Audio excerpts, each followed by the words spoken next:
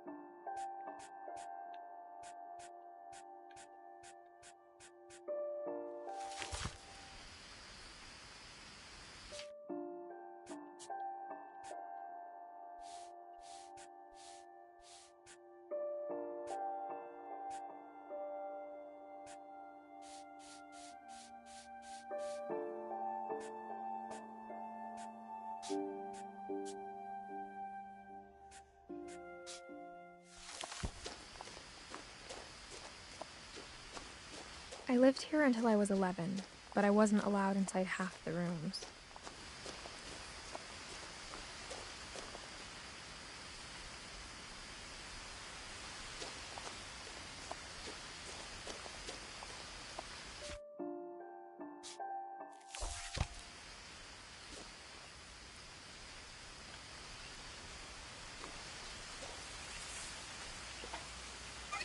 Inside the mailbox were bills from 7 years ago, marked urgent, open immediately.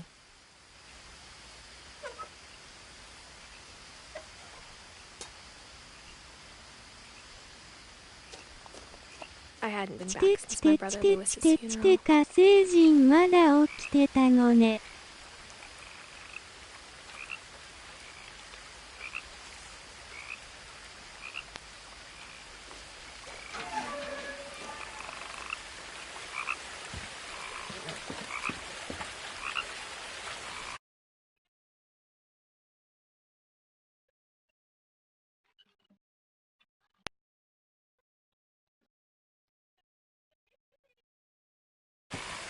In her will, my mother left me a key, but didn't tell me what it unlocked.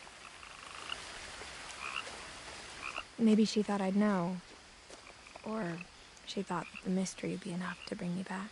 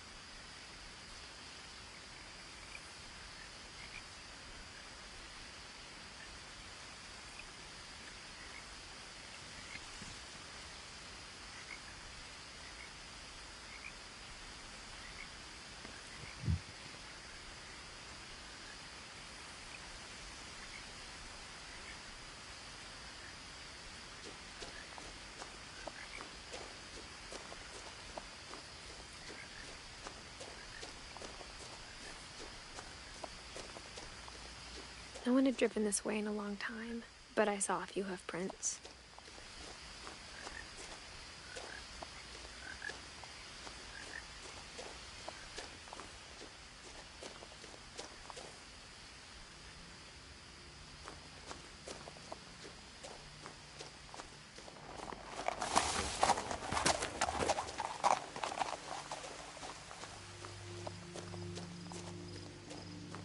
The truth is, even after I inherited the house, I never thought I'd come back to it.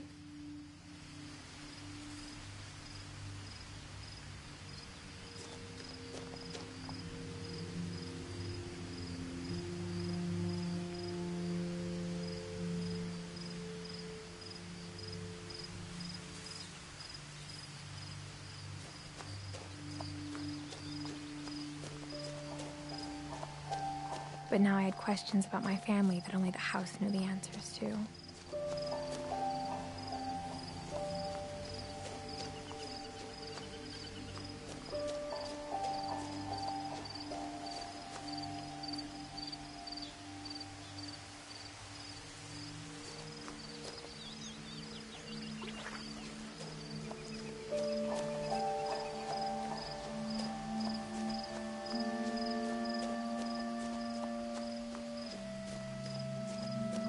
The woods around the house have always been uncomfortably silent.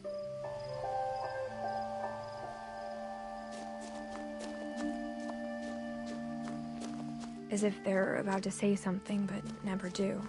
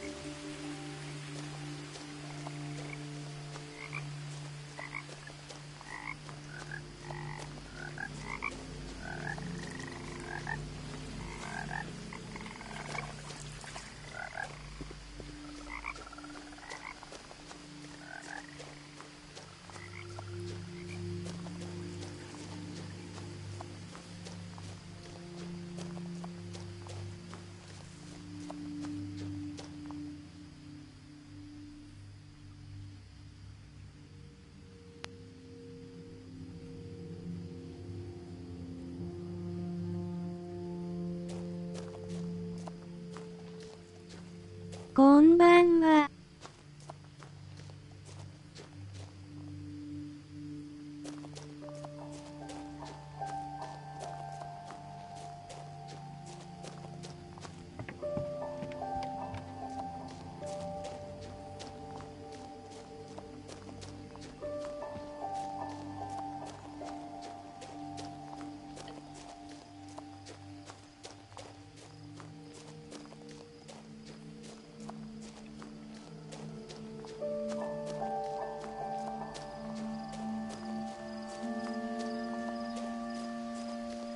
The house was exactly like I remembered it, the way I'd been dreaming about it.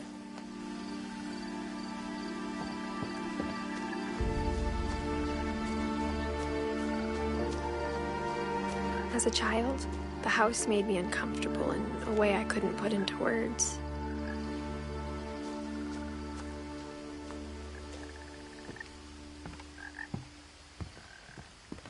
Now, as a 17-year-old, I knew exactly what those words were. I was afraid of the house.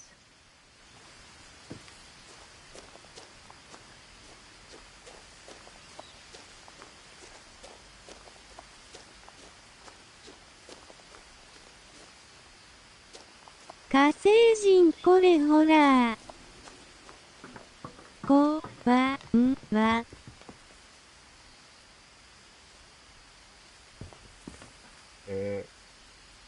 I hoped the key might unlock the front door.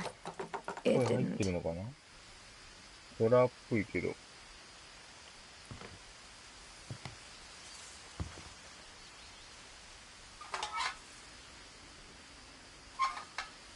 Looking in, I felt like the house itself had been waiting for me. "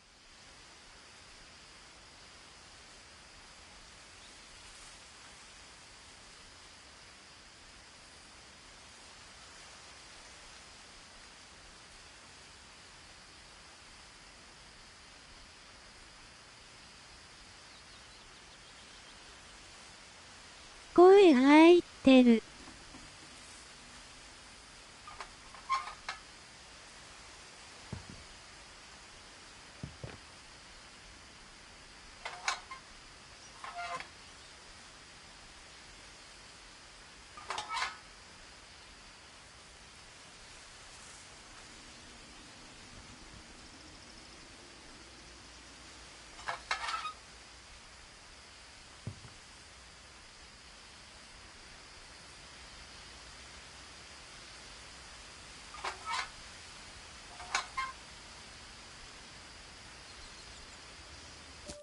入ってるけど。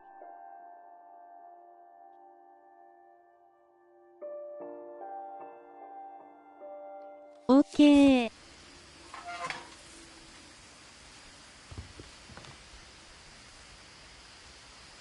感度上げた方がいいかも。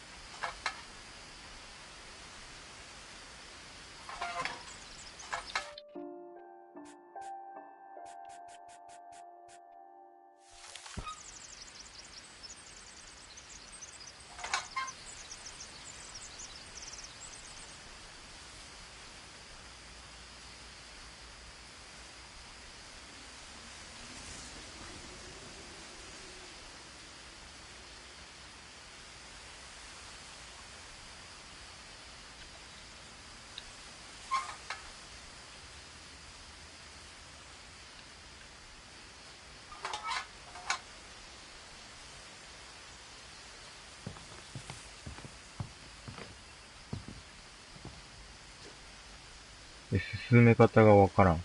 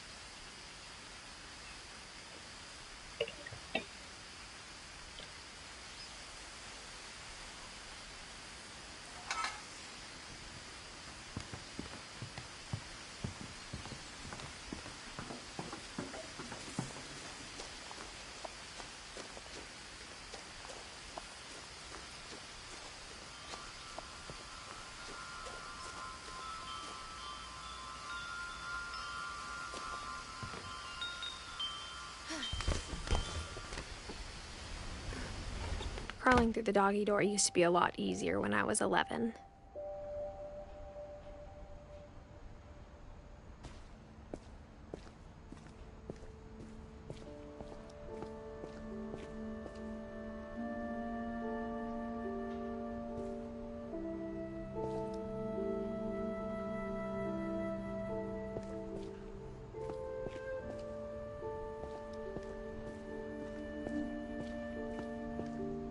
For the first time in years, I felt like I was home.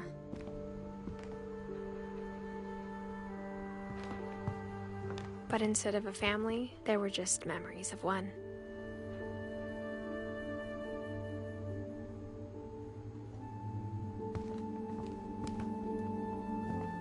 Like how after Lewis started working at the cannery, we all got sick of eating salmon. Except our cat, Molly.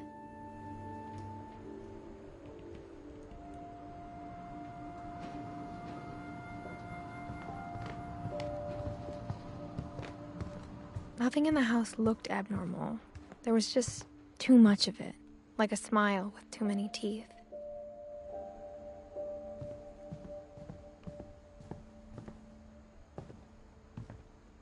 My mom wasn't much of an optimist, but she never stopped believing that my brother Milton was alive.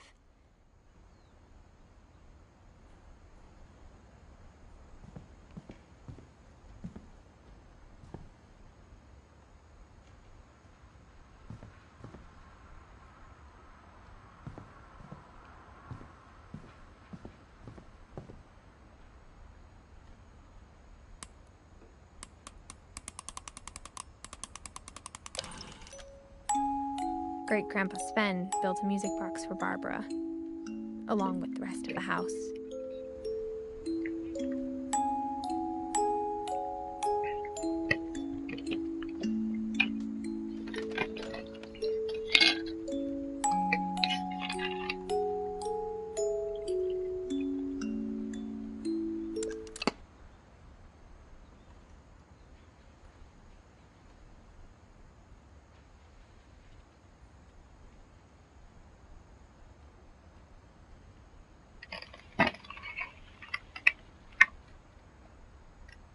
Mom always told me to stay out of the basement, so I wasn't too surprised when the key didn't fit.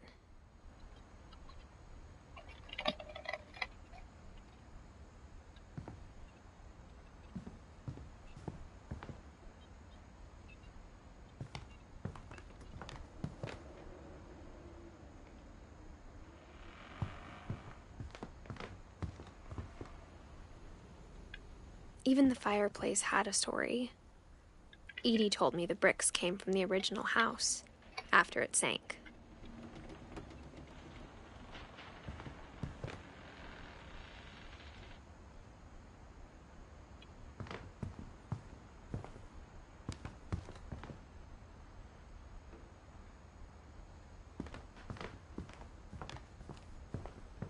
The table was still a wreck from the night we left.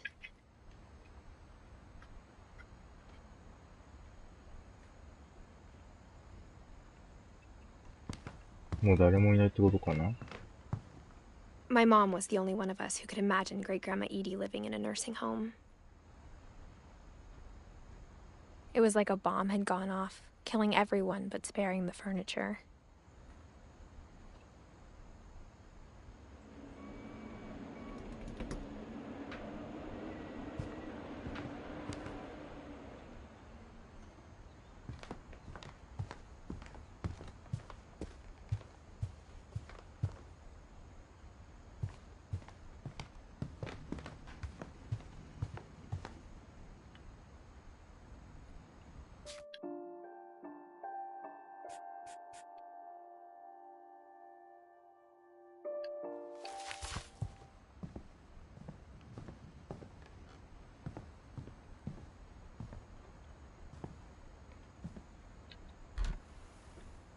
Edie told me once that every Finch who ever lived is buried somewhere in the library.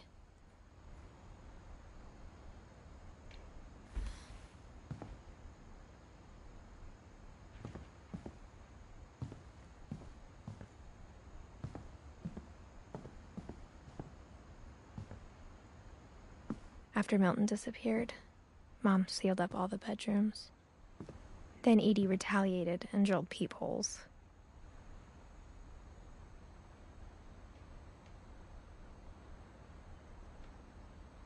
노숙이야. I spent a lot of time playing in Great Uncle Walter's room. I think my mom sometimes regretted not sealing it up.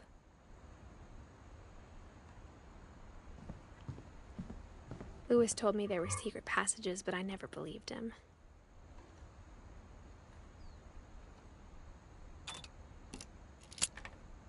오? Turns out, my mom was really good at keeping secrets.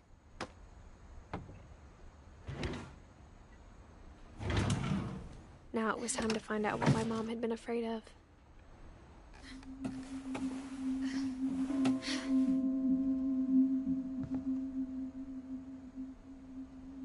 Reading this, maybe it sounds like I had a plan.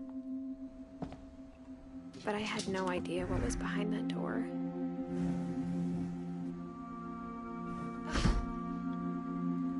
오. Just like I had no 가와이 idea where all 여배하다. this was gonna lead.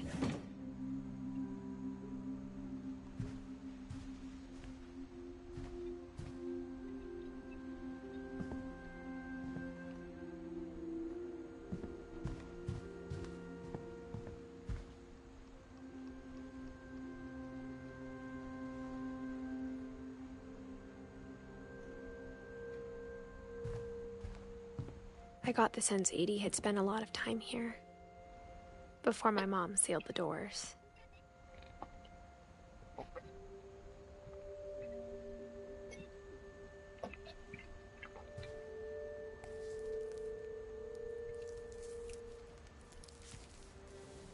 December 13th, 1947. Dear Diary, I'll be gone soon, but I wanted to tell somebody about what's gonna happen. It started when Mom sent me to bed without dinner. I woke up and I was starving, so I looked around for something to eat.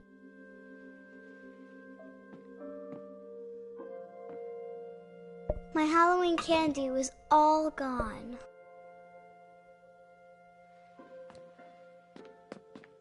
The gerbil food was dry, but I didn't mind it.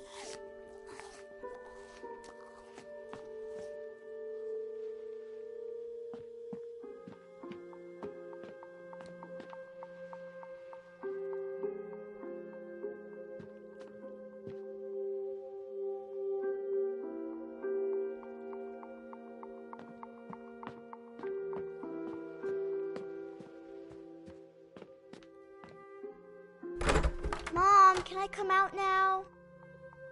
Sweetheart, it's late. Go to sleep. 아?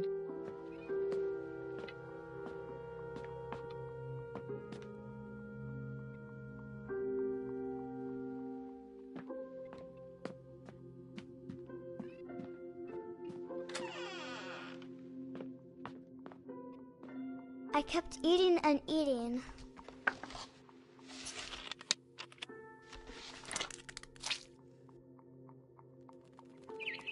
얘는 있다.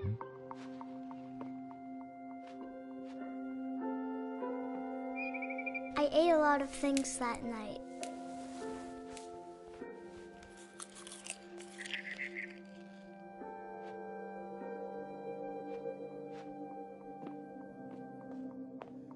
Then I heard chirping outside my window. It was a barn swallow going back to her nest. I reached out for her.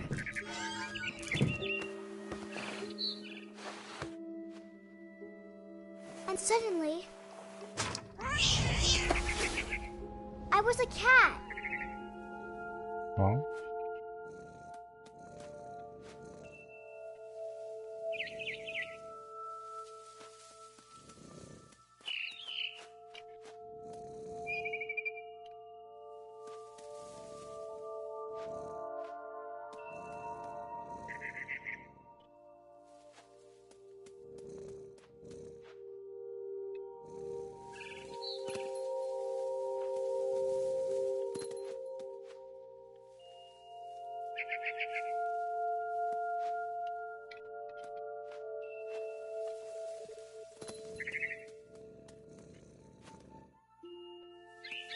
I tried to be quiet, but the bird was really scared.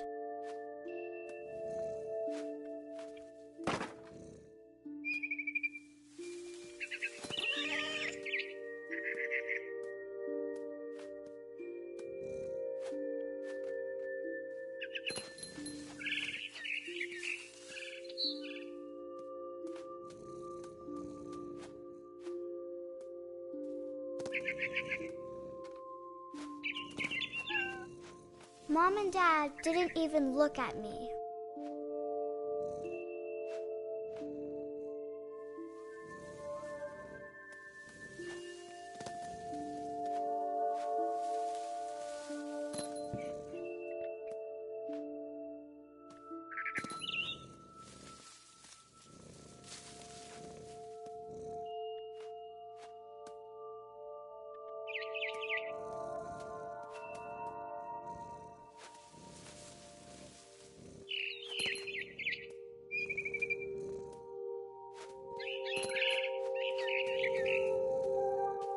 I jumped and I almost got her.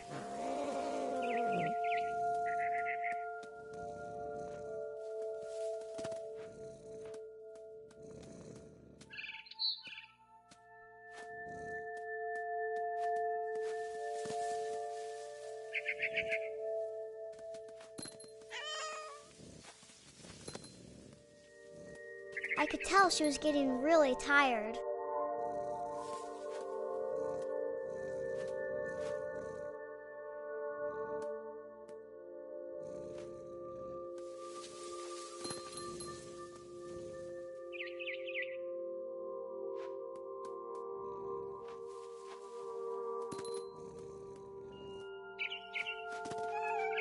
Now I was up in the big tree. I promised Dad I wouldn't climb it anymore. All I cared about was eating that mama bird.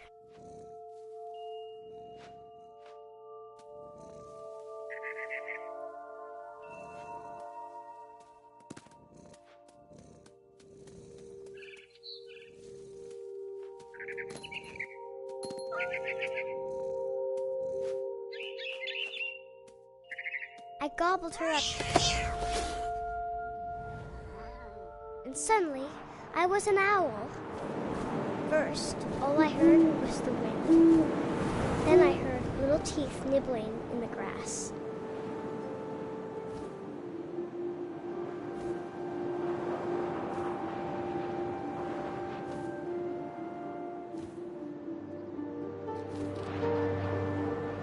Rabbits.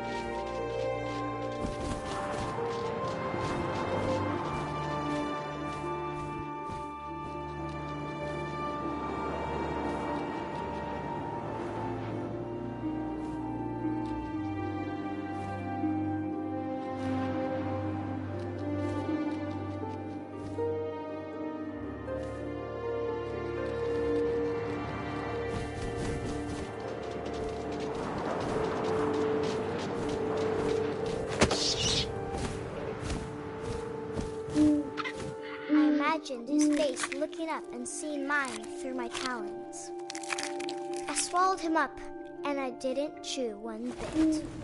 Then I flew off to find something bigger.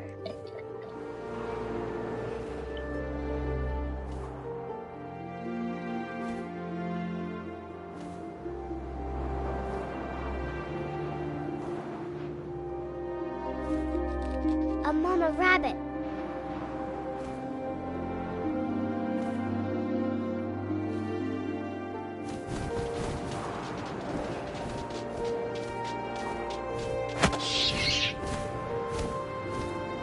She was almost too big to carry. I started choking, but I couldn't stop eating. And suddenly, I was a shark.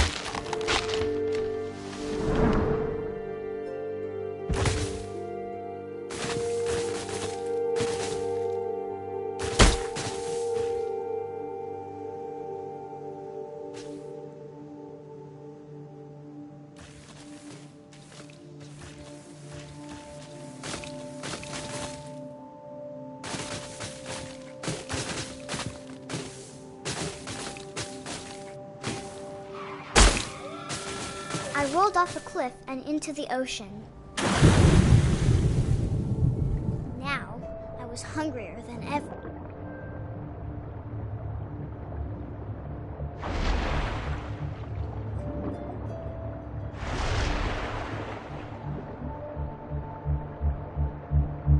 I wanted fat, juicy seeds.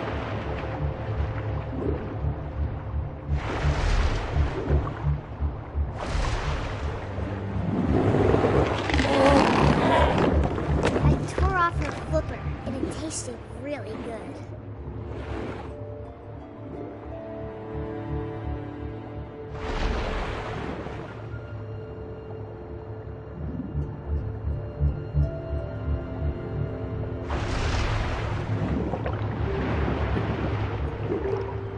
I grabbed on tight.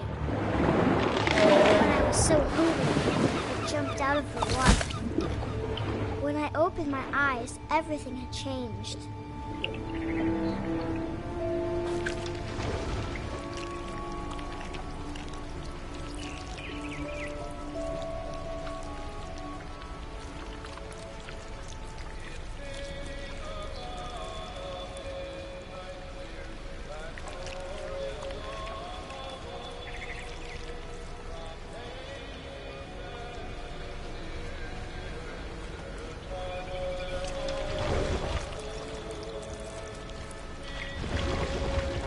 Now I was a monster, and I smelled people everywhere.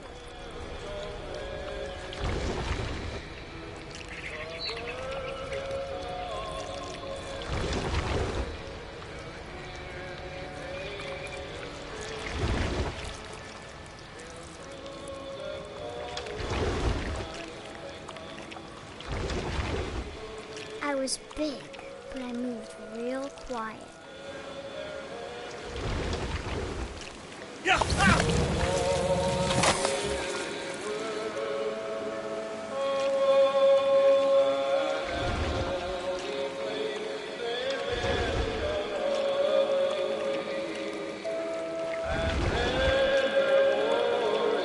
I wanted to stop, but also I didn't.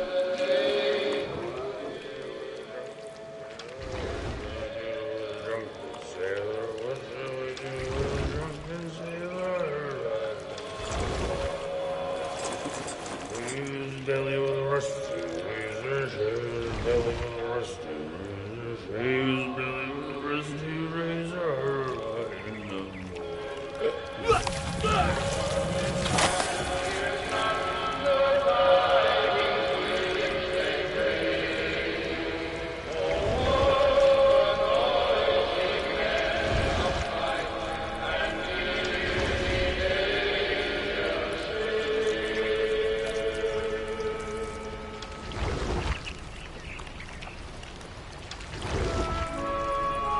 なんか、やばいゲーム、わら。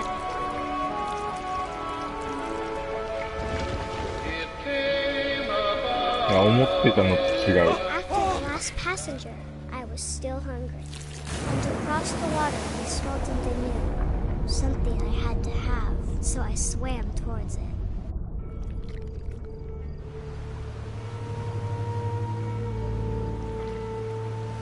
I slithered onto the sand, and the good smell went into an old pipe.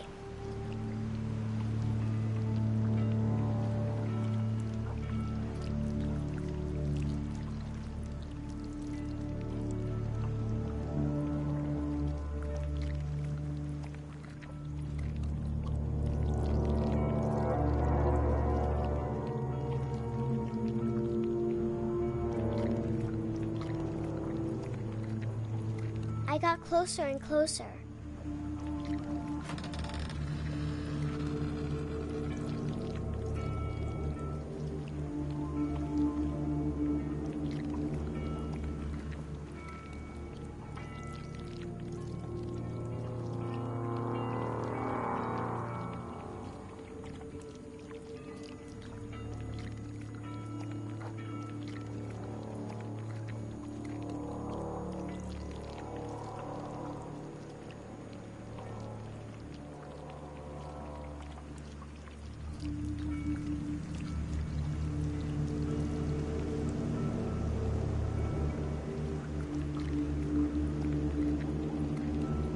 all of my stomach started growling.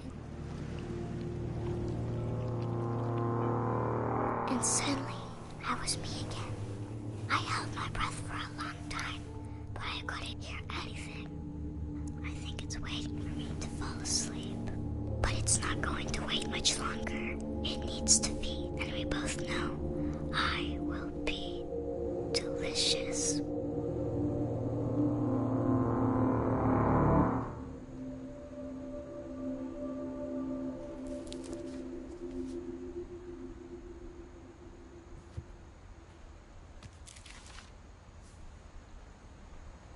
I'm not sure if I believed all of that, but I'm sure Edie would have.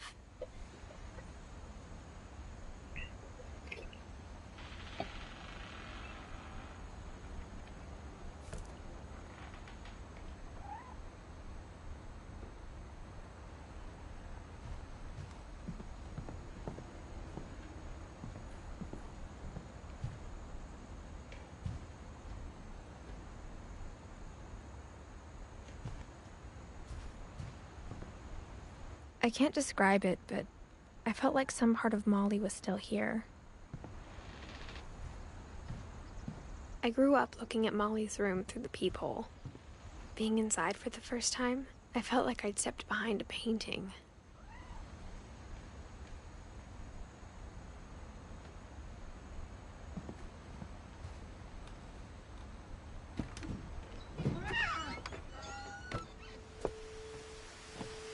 This will be obvious later, but my mom never told me any of these stories. Edie would have, but Mom didn't like bringing up the past. Though, when we adopted a stray kitten, she was the one who named it Molly.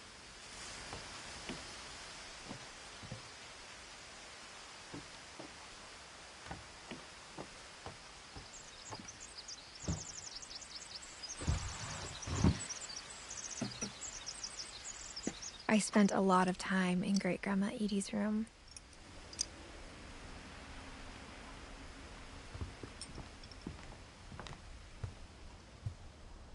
Her room was like a museum. For 500 years, the Finches have been famous throughout Norway for their fortune and misfortune.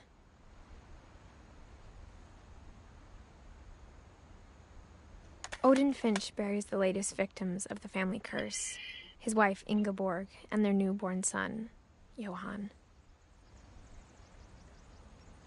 On January 7th, 1937, he set sail with his family and his house, hoping to leave the curse behind. But 40-foot waves off the coast of Washington send the house and Odin to the bottom of the sea.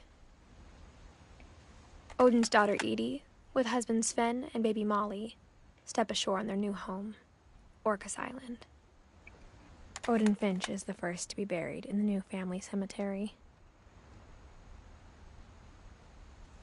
His daughter Edie is already dreaming of a new Finch house.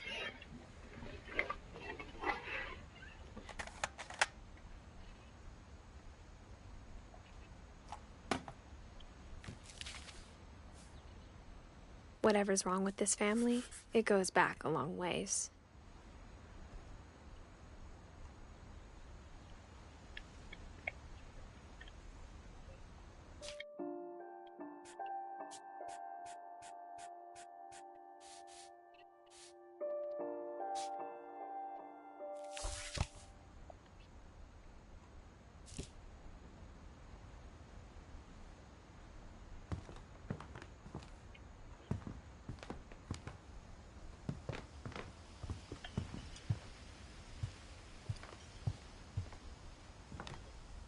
When Edie told people Sven was killed by a dragon, she could also have said he was building a dragon-shaped slide that collapsed. She could have, but she didn't. Even in her 90s, sometimes Edie seemed a lot younger than my mother.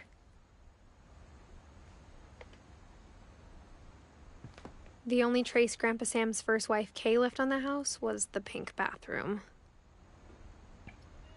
It was a pretty big trace.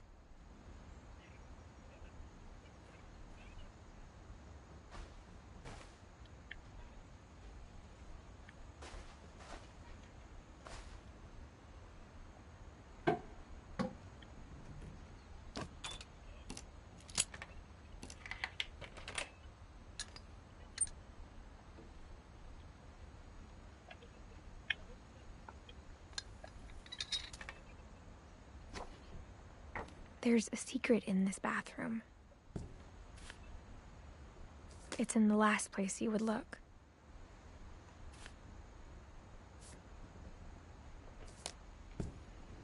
It isn't in the cupboard.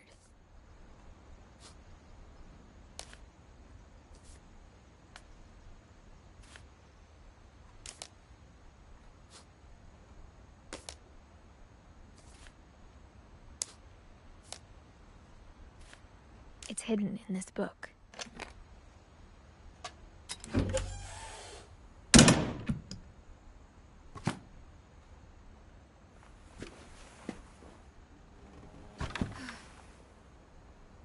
Sven gave Sam an old camera he'd refurbished. He never put it down.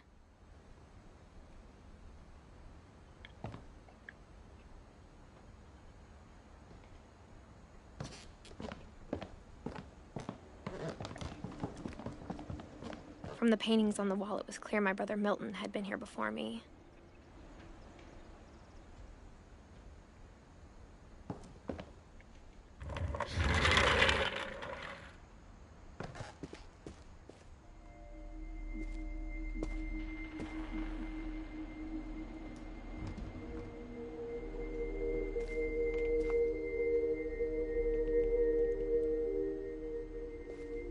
I knew Grandpa Sam had a twin.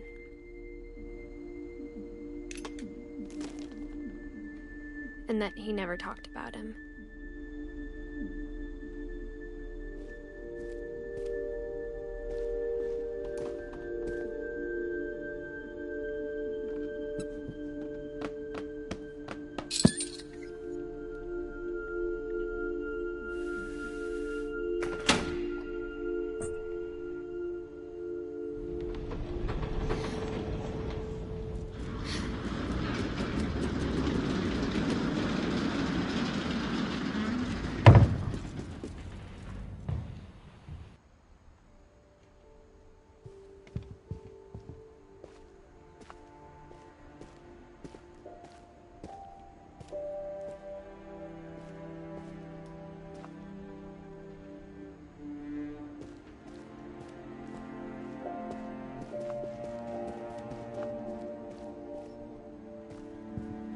The passages were a pretty tight fit.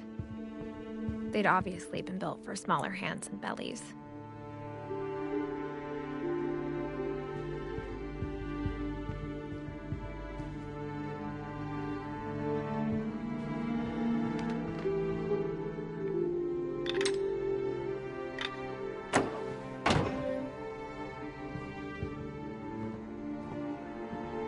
Edie's father, Odin, built the original house.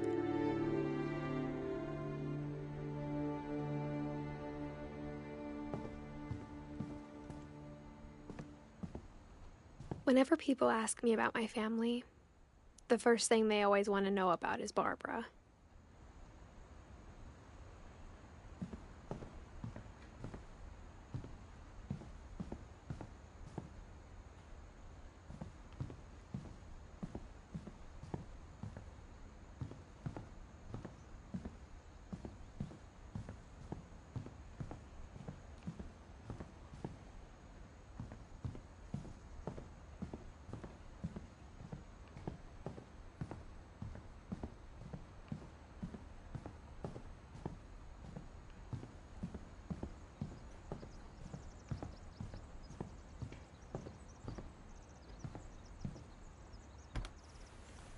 As a kid, I just assumed every house had peepholes and sealed rooms you weren't allowed inside of.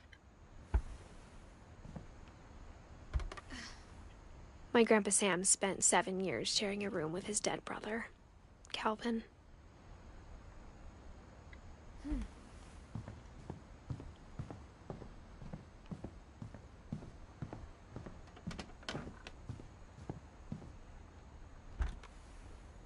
Barbara was a child star for 2 years, until America grew out of it.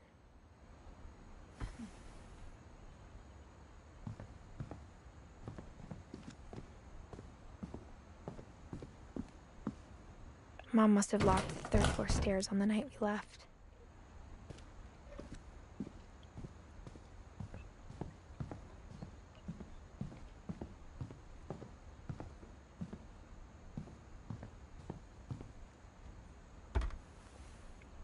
Molly always seemed like a girl I could imagine being friends with, if she hadn't died in 1947.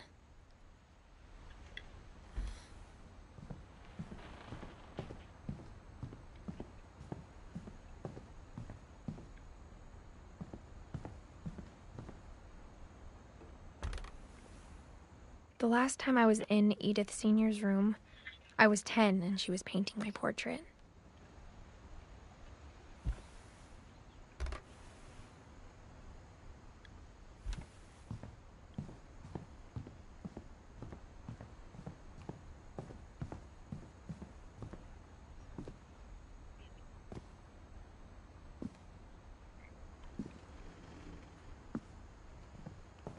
A lot of things got left behind in the whirlwind of that last night.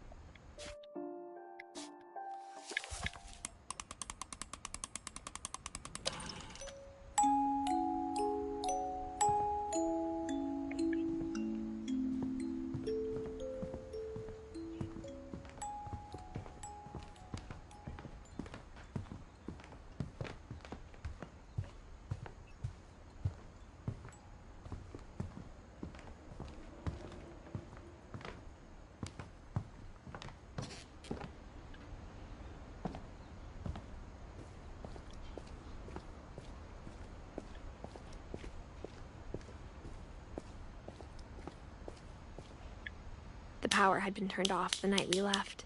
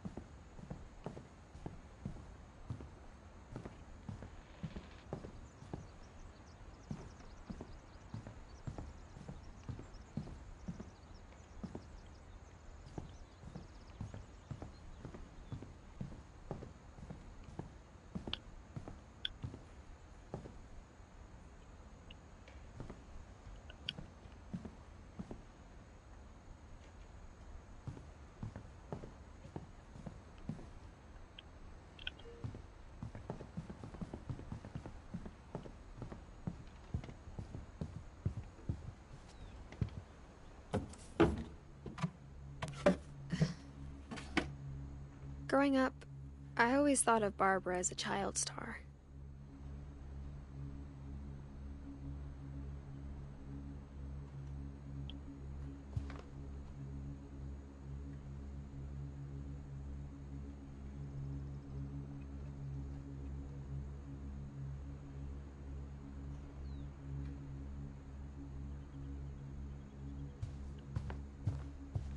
I never thought about how hard it must have been for her afterwards.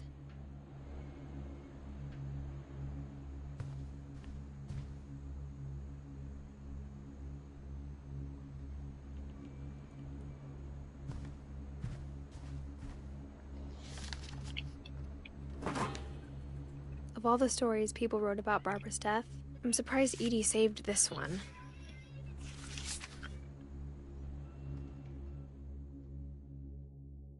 Old Jack here with another ghastly tale inspired by America's most unfortunate family. I'm calling it The Surprise Ending of Barbara Finch. As a child star, Barbara was famous for her scream. Now at 16, she was all washed up. A has-been. But in a lucky break, she'd been asked to perform her signature scream at a local convention for monster movie fans. It was just the boost her career needed. Unfortunately, her scream hadn't aged well. Getting better. I think you just need the right motivation. Her biggest fan and current boyfriend, Rick, was about to demonstrate when... Now that was a great scream. It was Barbara's father, Sven. He'd slipped into a table saw and had to be rushed to the emergency room. So Barbara got stuck babysitting her youngest brother, Walter. Her convention comeback was cancelled. Okay, I'm hearing frustration, but I'm not hearing terror. What if I tried... A gang of hoodlums in Halloween masks have been terrorizing Orcas Island tonight. Police are urging residents to... That came from the basement. You're right! Also, I loved your delivery on that. Why is your basement door locked? Because my dad likes making puzzles and secret passages. There's a key hidden in the music box. The secret is to keep winding and winding until finally the key pops out. Thanks, babe. I'll be back in a sec. 20 minutes later, Rick hadn't returned. So Barbara went to look for him, right on cue. She reached for the music box.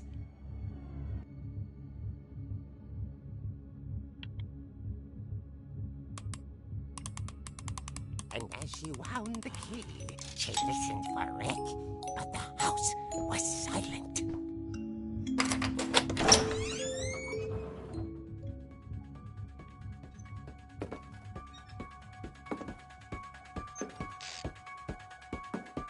She found Rick's crutch and imagined the worst.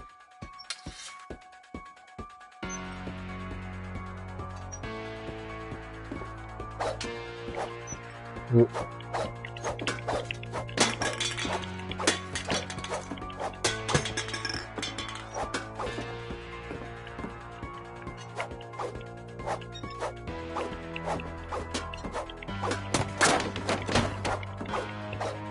gang's leader is the infamous Hookman killer, Dr. Carl Hamill, who impaled and then ate his family 10 years ago tonight.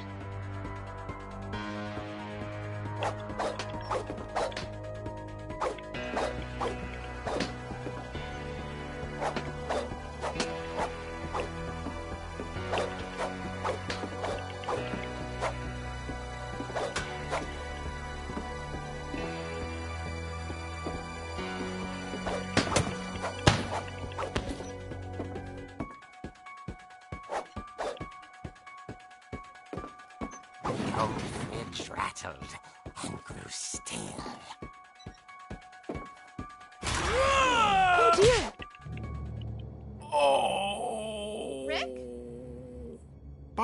relax. I was just trying to scare you to help you find your scream. Well, I'm not scared, Rick. I'm furious. Then act furious. All I'm getting from you now is that you're hurt and confused and you're... She threw him out, but she kept a little something to remember him by. Barb, have you seen my other crutch? And she was still holding it when she fell asleep watching the late picture show. Hours later... Barbara!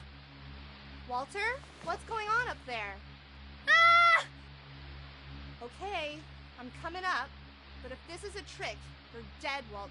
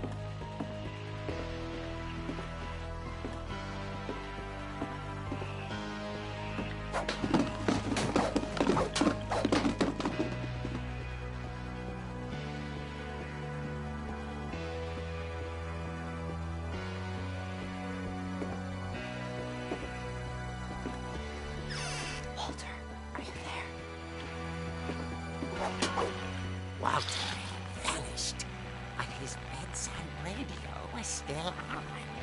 Orcas Island police describe the man as 6 feet tall, with a steel hook for a hand. Residents are urged to lock all doors and windows and notify the police of any suspicious activity. Barbara turned, saw the hook man, and was speechless. He was quite smashing. And he knew he was. He couldn't get enough of Barbara. Okay, Barbara, there's gotta be another way out of here.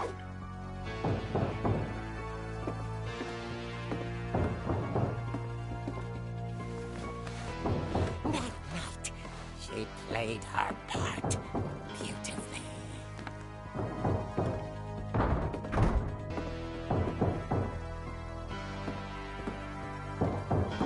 Molly's door hadn't been opened in years. The hinges groaned.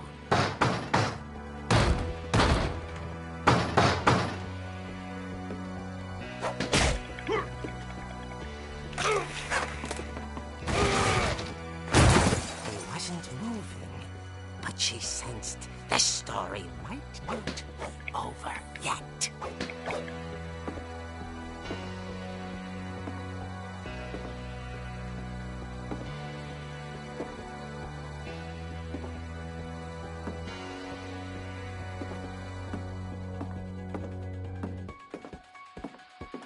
The hookman had vanished. She listened for his breathing, but all she heard was...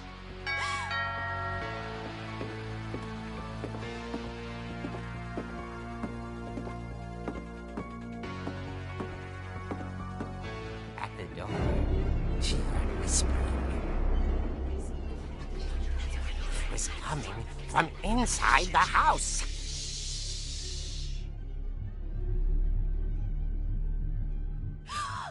Oh dear. The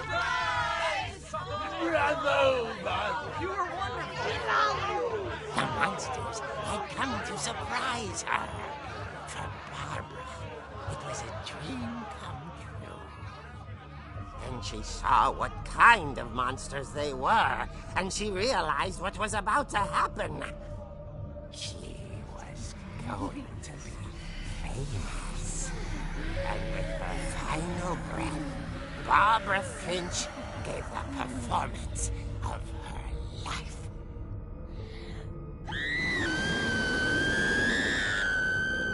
I wasn't there myself, but I hear Barbara was magnificent. Poor girl. She had a taste for stardom. But unfortunately, so did her fans. Of course, the police blamed it all on poor Rick, who disappeared the same night. And little Walter? Hiding under his bed the whole time. He took it all pretty hard. But that's another story. As for Barbara, tucked inside the music box is all they ever found of her. Her ear. Now that's what I call a real eerie tale.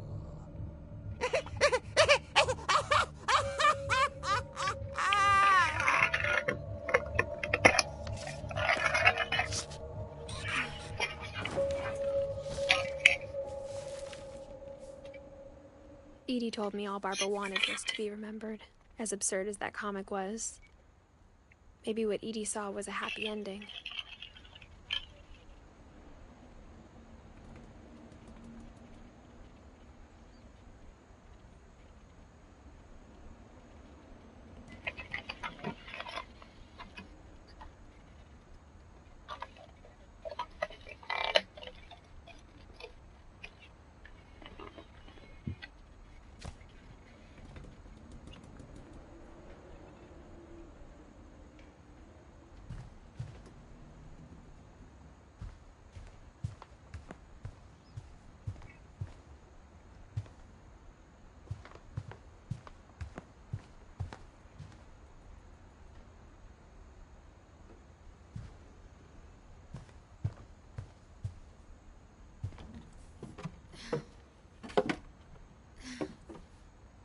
I guess now I know why Mom didn't like me playing with the music box.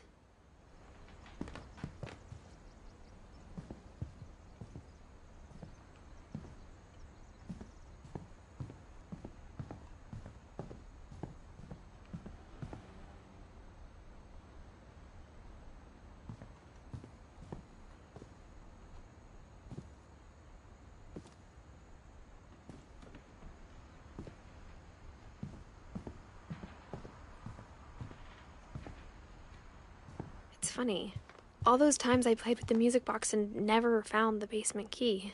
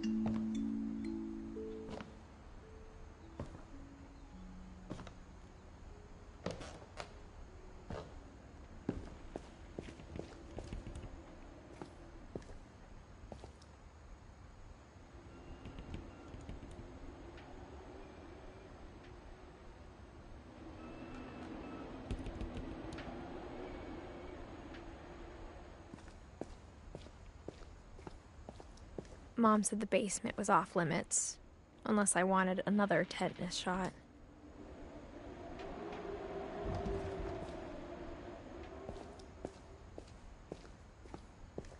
I saw Edie sneak down to the basement once, carrying packages.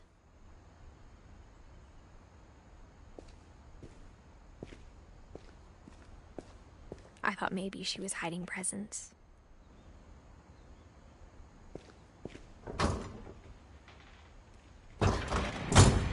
It turned out she was hiding a lot more than that.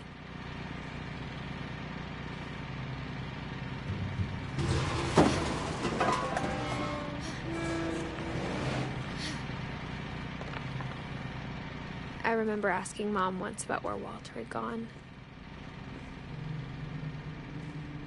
She said after Barbara died, he got as far away as he could.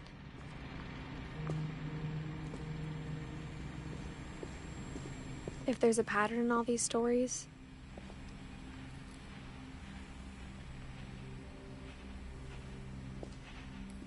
I think it's that none of us has gotten very far.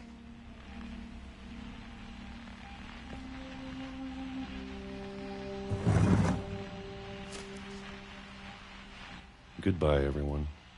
I can't believe I've been down here for 30 years. On that first day, after the shaking started, I didn't think I'd survive a week.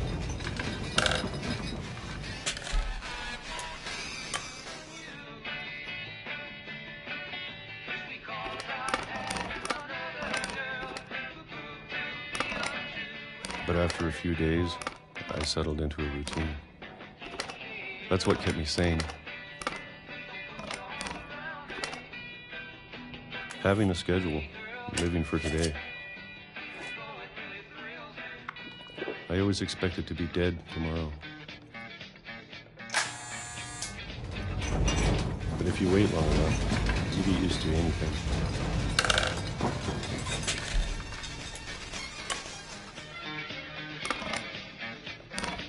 Even a monster on the other side of a door starts to feel normal. Almost friendly.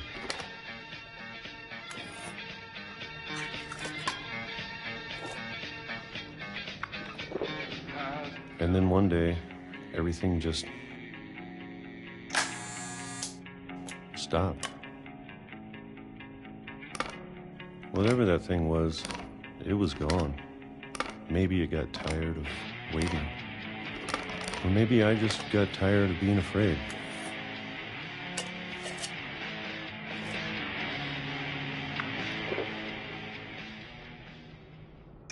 It's been a week now, the longest in 30 years. I'm done waiting.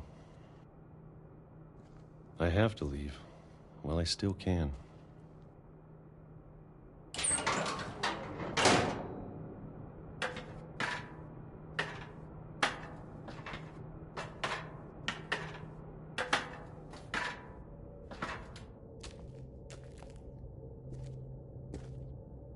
I know it's out there somewhere. Whatever killed Barbara and Molly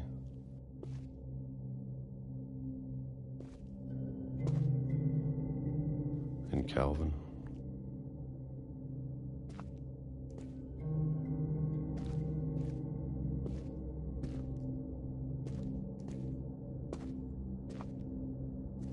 Maybe this is all a mistake.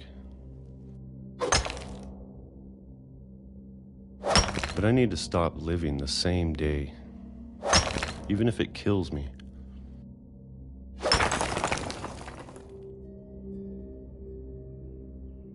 Whatever's out there, I want you to know I'm ready for it.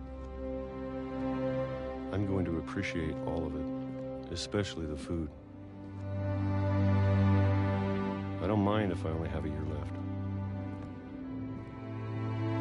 Or a month. Or a single week. I'd be happy with one more day. I can already imagine the sun on my face.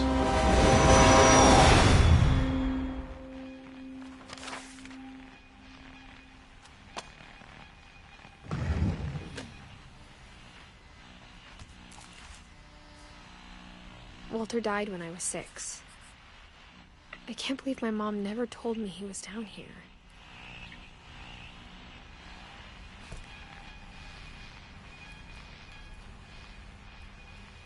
I'm sure my mom was trying to protect me.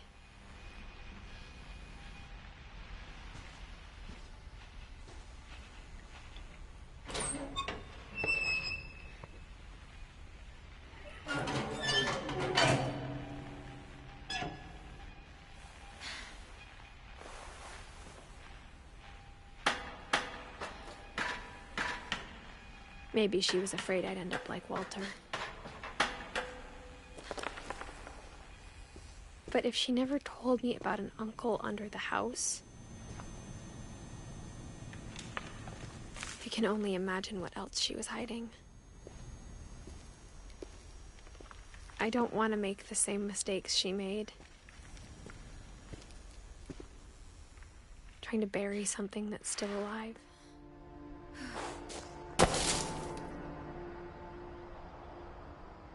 Now that there's only one of us left, or maybe 2, I thought it was time I heard the stories for myself. And found out what happened to everyone else. But now I'm worried the stories themselves might be the problem. Maybe we believed so much in a family curse, we made it real.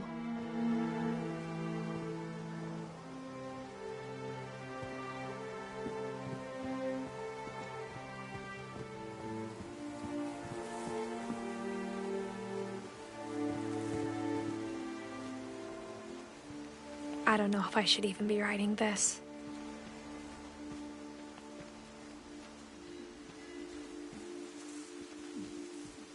Maybe it'd be better if all this just died with me.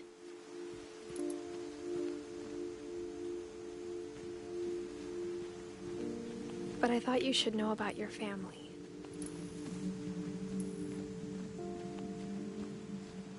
And the history you're a part of.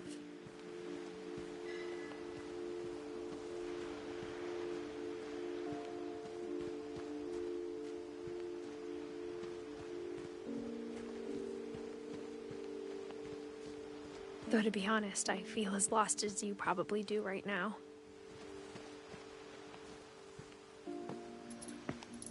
I think the people in these stories believed them, for what that's worth.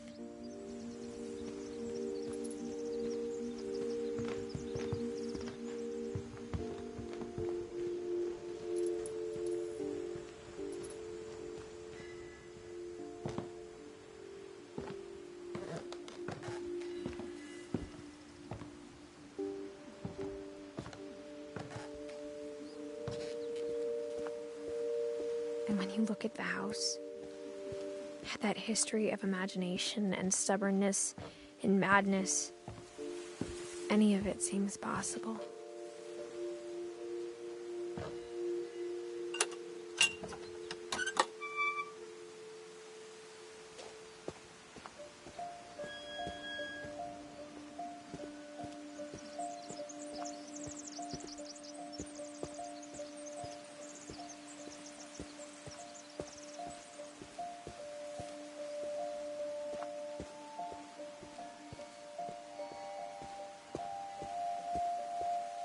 I think we've been surrounded by death for so long, we've just gotten used to it. What kind of family finishes building a cemetery before starting the house?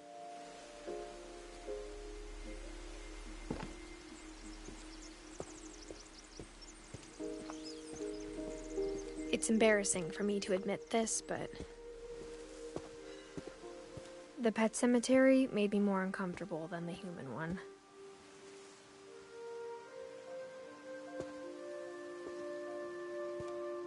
Three of the gerbils were mine, and 2 had been my fault.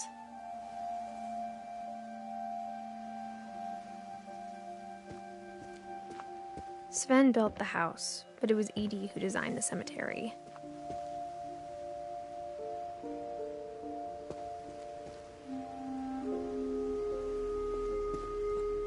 I'm sure Odin's monument had been Edie's idea.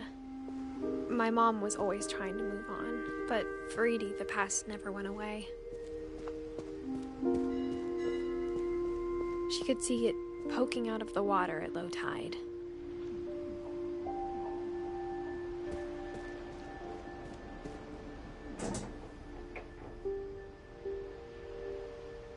Edie said she dreamed about the old house every night.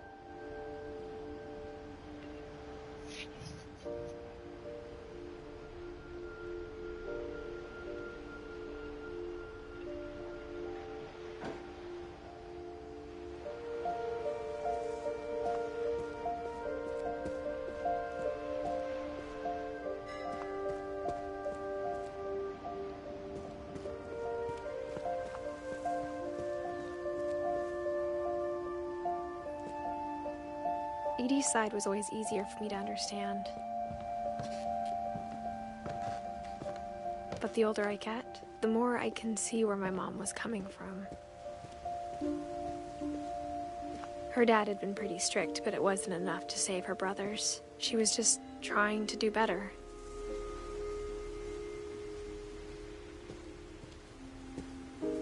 She lost 2 of her brothers, just like I did. I get why she tried so hard to protect us.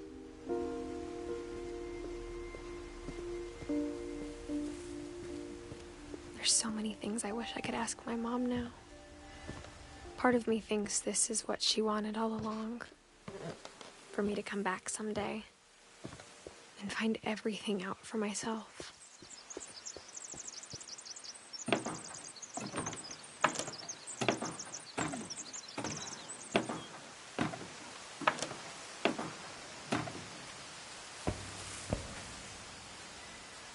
But looking back on it now,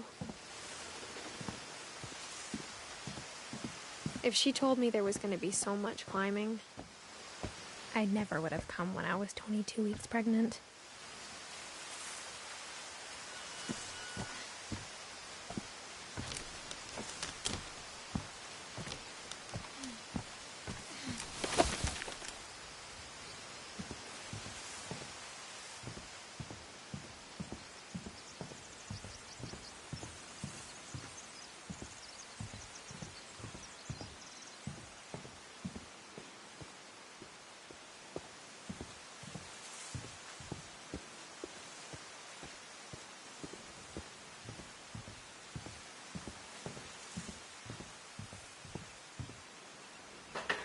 I never met Grandpa Sam, but I think he and my mom had a lot in common.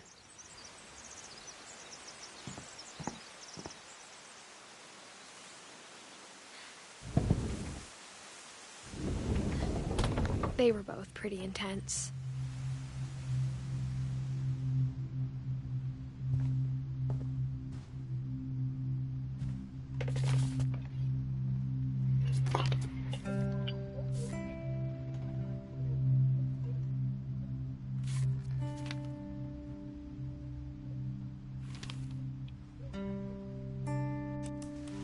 Dawn, I promise, you'll never forget this weekend. Yes, sir. These memories are gonna last a lifetime. Mm-hmm. Am I gonna have to shoot anything? It's a hunting trip, Dawn. Shooting is strongly encouraged.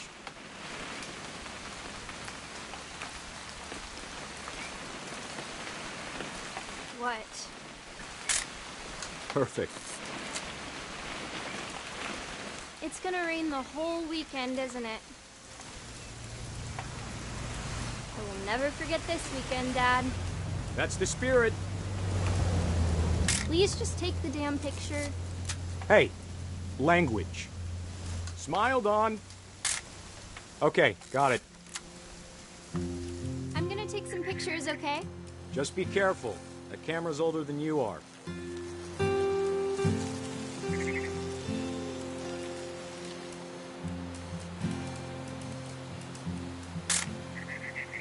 You're right, Dad. It's starting to clear up.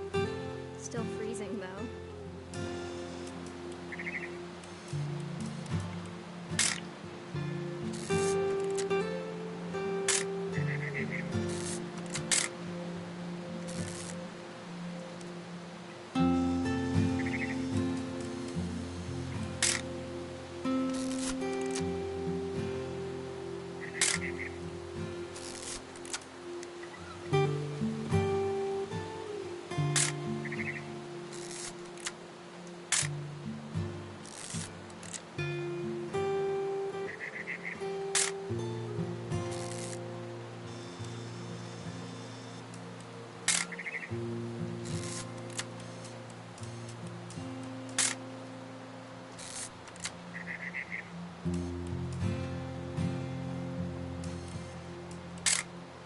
Aw.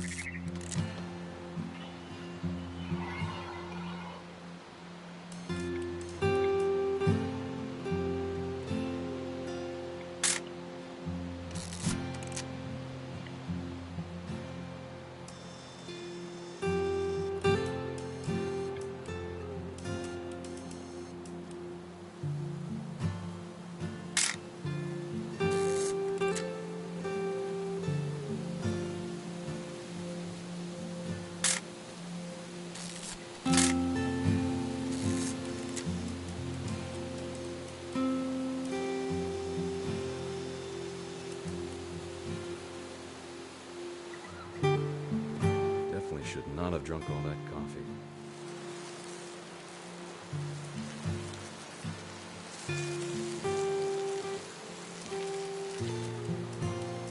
Nothing quite like being outside. Hey! That's a keeper. Hold still while I take a picture of you. I'm just saying, I'm not always gonna be here, Don. You'll need to remember this stuff, if you want to survive. I'll be fine, Dad. You know who else thought he was gonna be fine? Some guy who died. Don, I'm being serious. I know, Dad. You're always serious. Doesn't being out here make you want to chill out? Well, to tell you the truth, I haven't been out here in 20 years.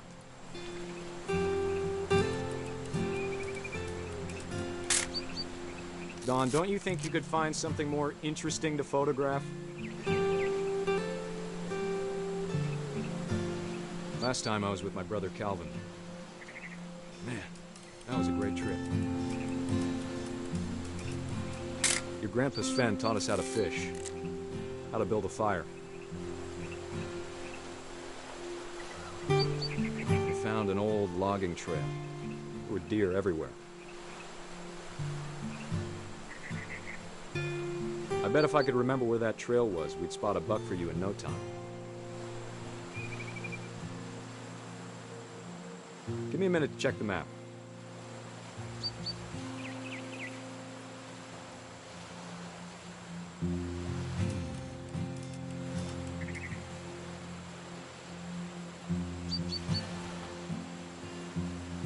Let's see.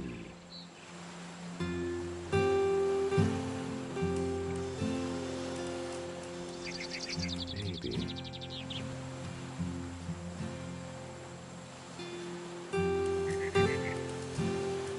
What was it?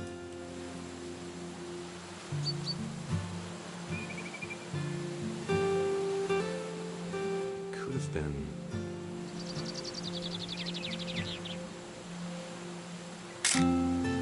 You don't need to waste any more film on me, kiddo.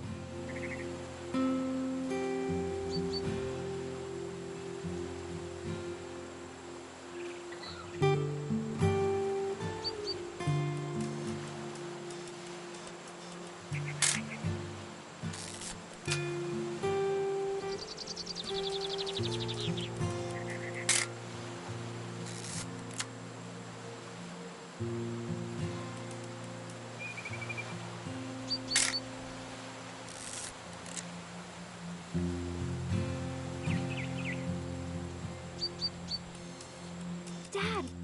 Good eyes, Don.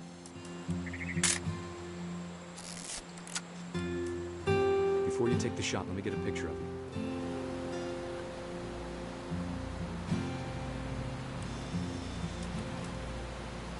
Dad, I... Just breathe. Let me get behind you. Do I have to do this? Don, you don't have to do anything.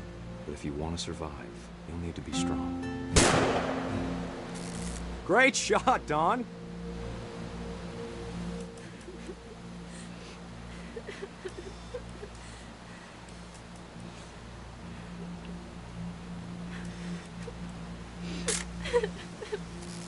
I'm proud of you, Don. Always remember that, okay?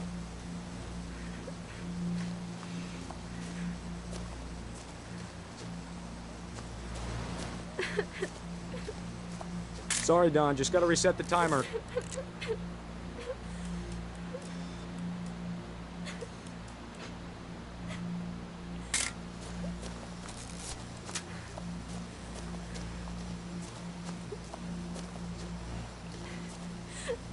Dad, it's twitching. I think That's it's totally normal, Don. Just focus on the camera. Try not to think about... Dad!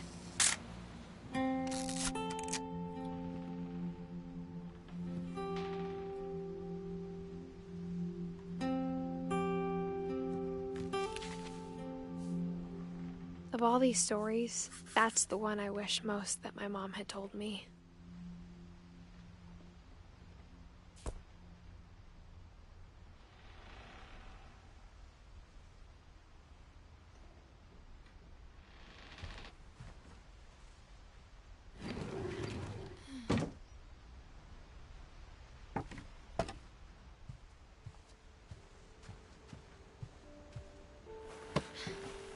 After Sam died, my mom and Edie got really close. They'd both lost a lot.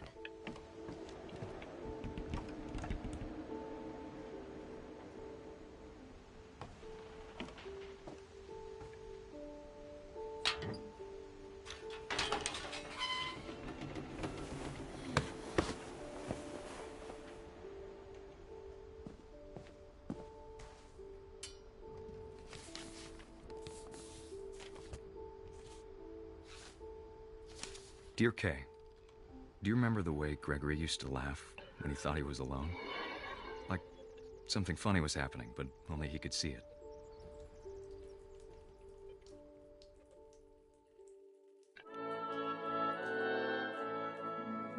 I think he saw things the rest of us don't.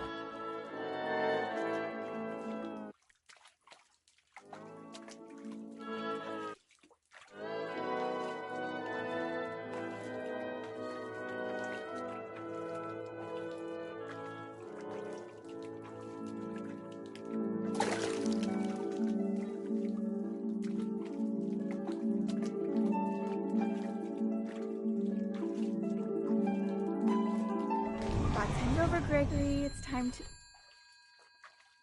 Hold on, sweetie. Hello? Sam, I told you I don't want to talk right now. I wonder what he saw.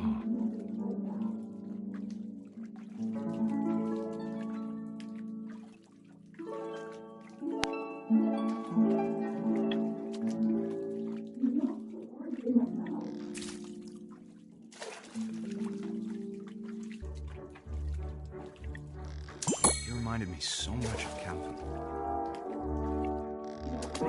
Lost in his imagination.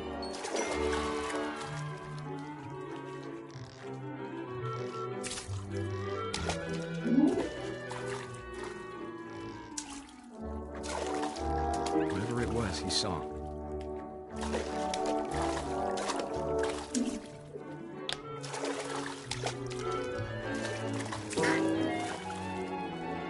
It sure made him happy.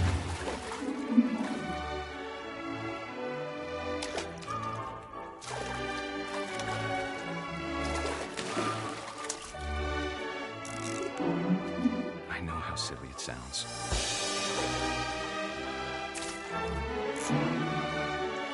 But I worried about a baby being too happy.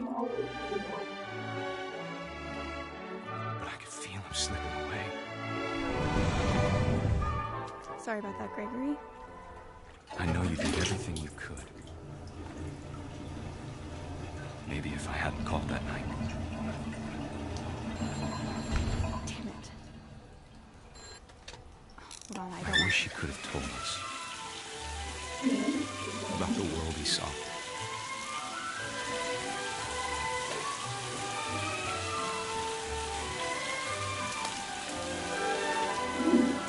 There's so much I don't understand about Gregory, about everything.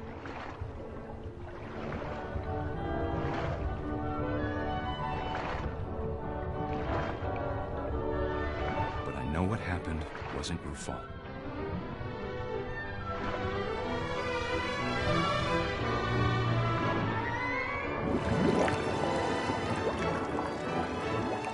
I'm sure he's happy. And he'd want you to be happy too. Good luck, Kay. Love, Sam.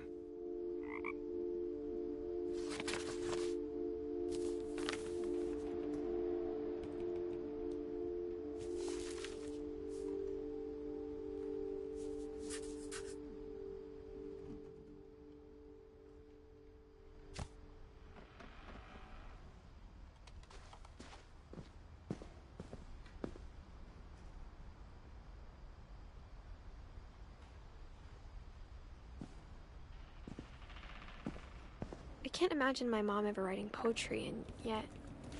A poem for Gus, who always said the wedding was a bad idea.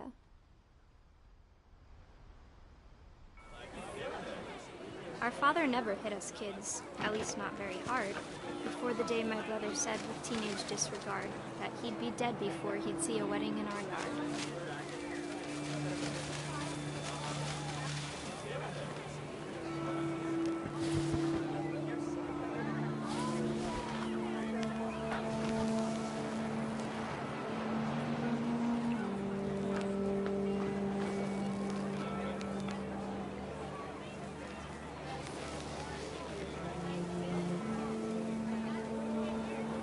My father made him come, of course, but Gus stood far apart, just flew his kite and bottled up the storm inside his heart.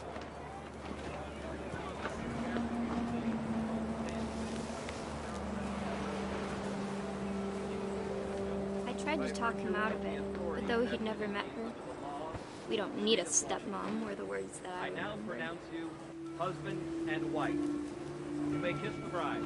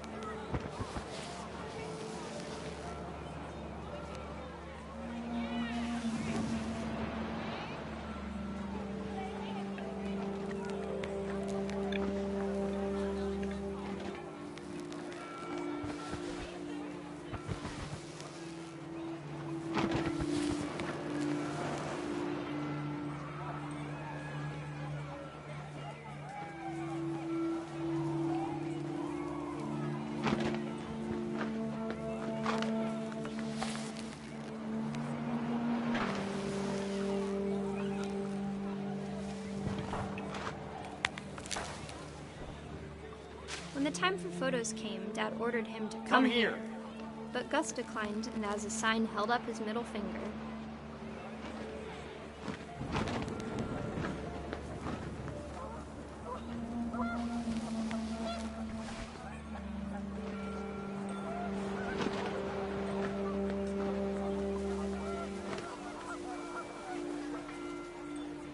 The wind picked up and panicked geese appeared and quickly went.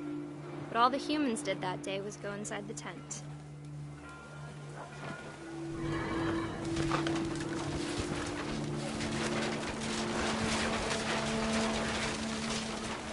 The rain came down in buckets then, but no one seemed afraid that nature might destroy the tent our dad had crudely made.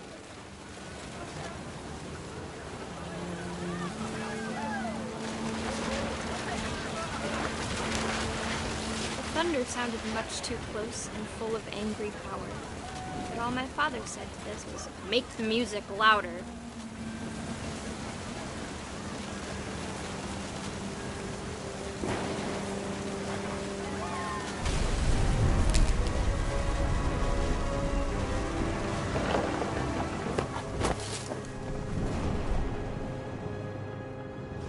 I wish that I could truly say I thought about you on that day.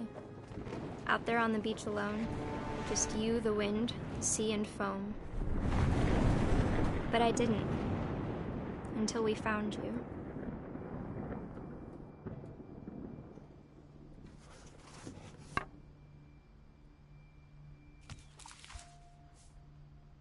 She never talked about him, but Mom told me once if I was a boy, they were going to name me Gus.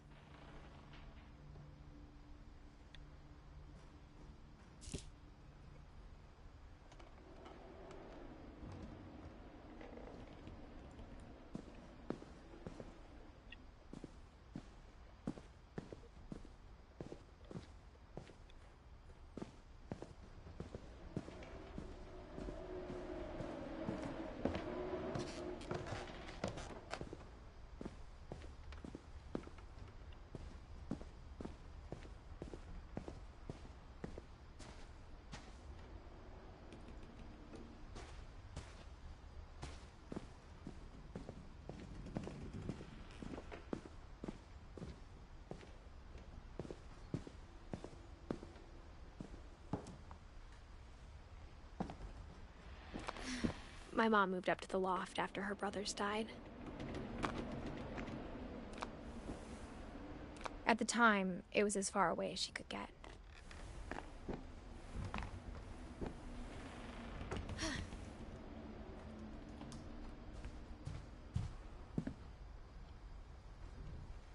My mom moved to India a week after graduation and got a job teaching English.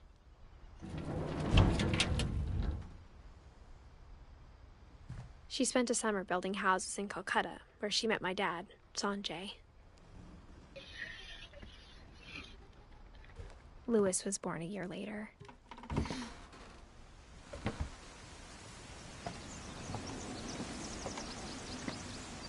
When my dad died, I don't think Mom knew where else to go.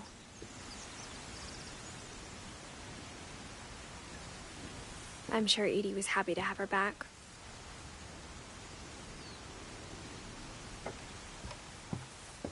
The house had to get a little bigger, but Edie was used to that.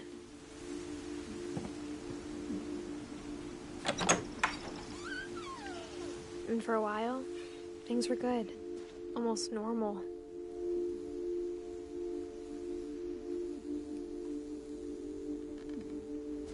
But it didn't last. The beginning of the end was Milton's 10th birthday, when Edie gave him a castle.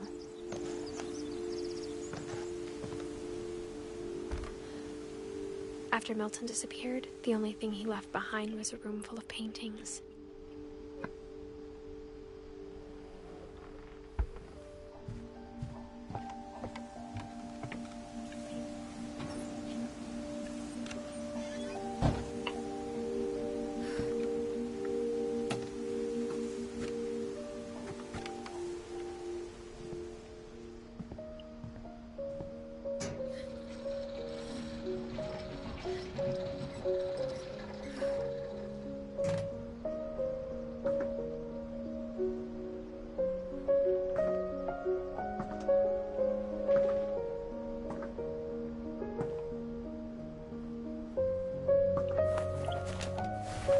Milton Finch in The Magic Paintbrush.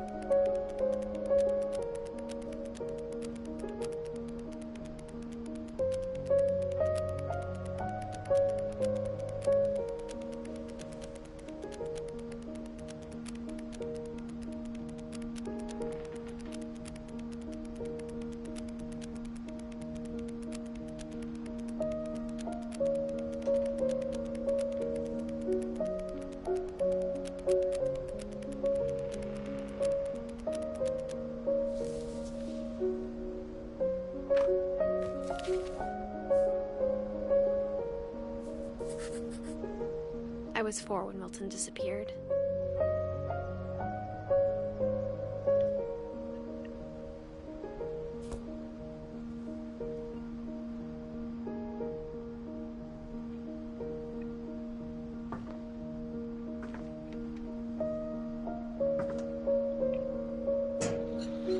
Mom spent months searching for my brother. Then she sealed the doors.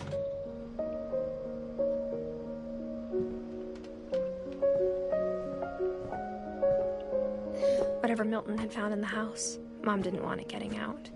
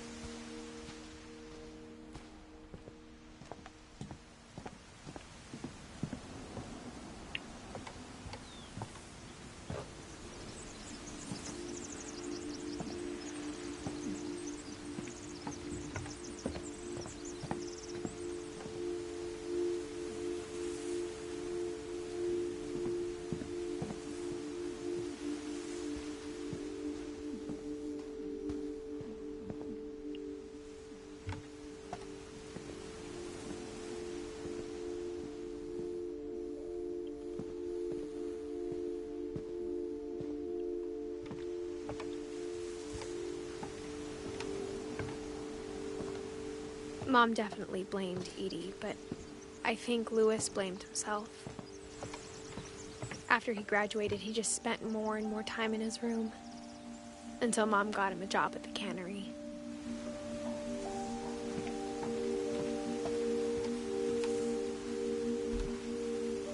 Everyone always told me to stay out of Louis's room, except Louis.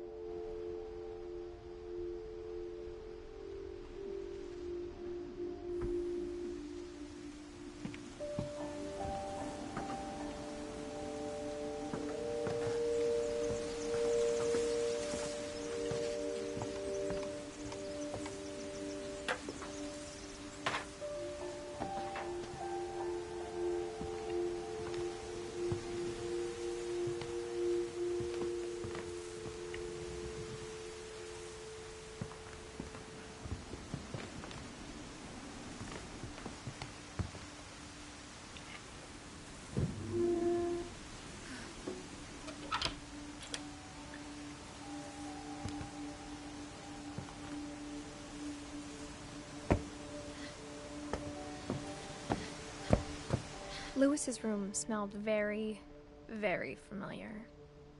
That part of him lived on.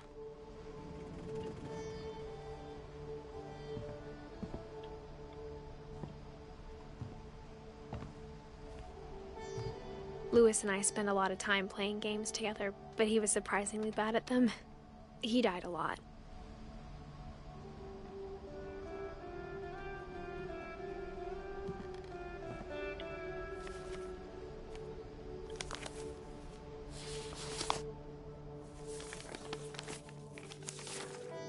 Dear Mrs. Finch, as Louis's psychiatrist, I can understand your desire for an explanation. As I see it, the trouble began in January, shortly after we convinced your son to seek treatment for substance abuse. Newly sober, I believe Louis first noticed the monotony of his daily life.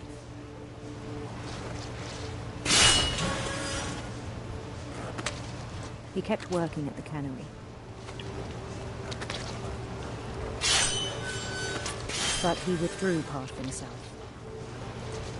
In our sessions, I saw the same behavior. His mind began to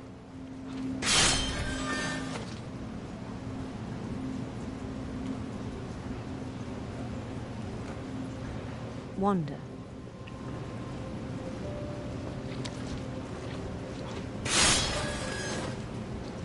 I asked him to describe it. He said he started small, imagining a labyrinth. He'd feel his way about. Then something moved. Bats. And toads. And things that have not names. He knew it was all in his head.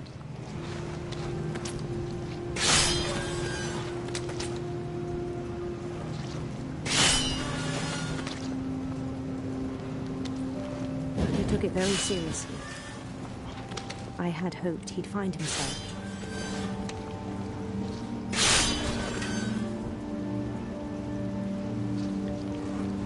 But he found something more. I worried about him then, daydreaming at the cannery.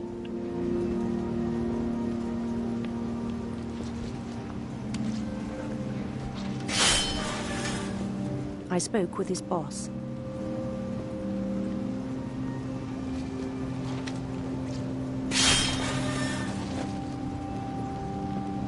But he said Louis had become a model employee. Methodical, tireless, focused.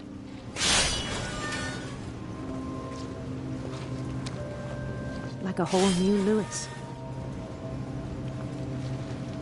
So I let him go on.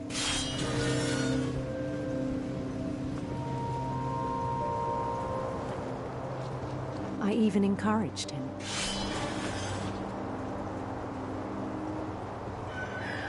It seemed very promising at first. He told me he'd made a new friend.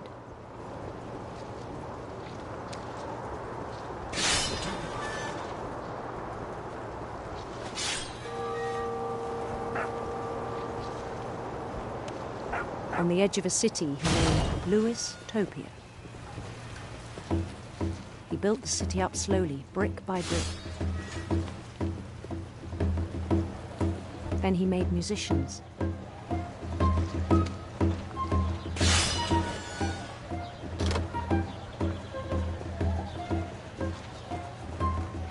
And songs for them to play.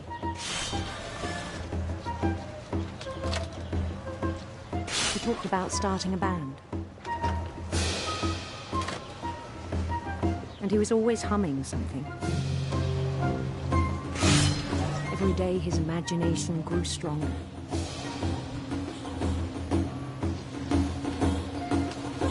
He no longer spoke at the cannery. But his chopping was as reliable as ever. Then one day it struck him that all the cheering crowds, even the stones under his feet, were all in his imagination, so he could do whatever he wished.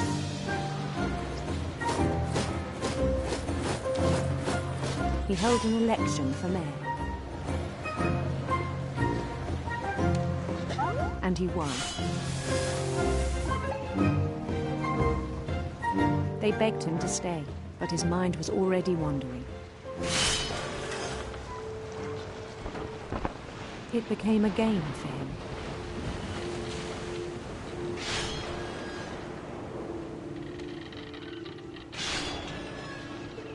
He'd conquer a city, then immediately push on. New Louisville.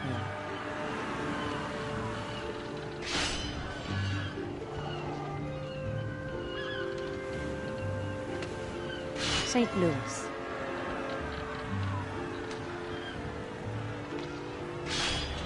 He started drifting away from our reality.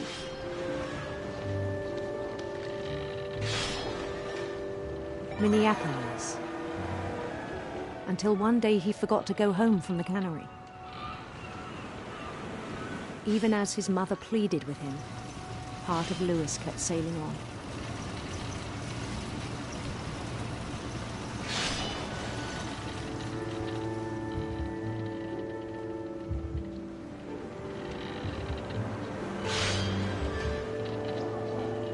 In Louisburg, he heard rumors of a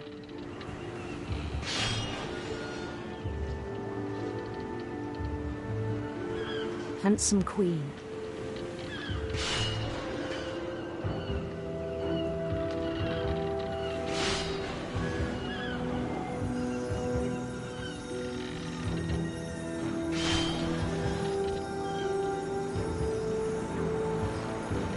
The queen was on her own quest for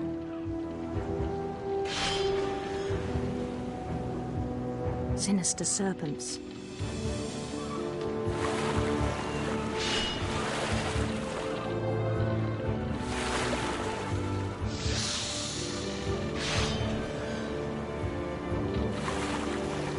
He followed the sound of her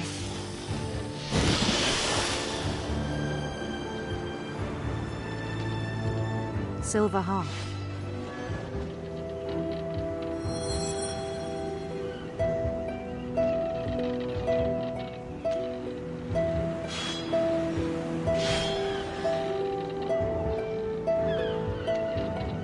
His chase led him to a golden palace east of the sun and west of the moon. Even then, his logic remained sound.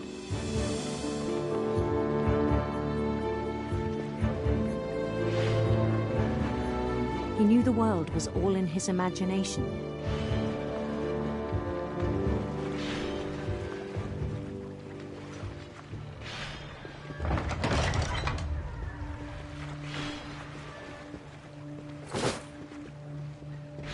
But he was so proud of having created it. In his own eyes, he'd become something greater than a king.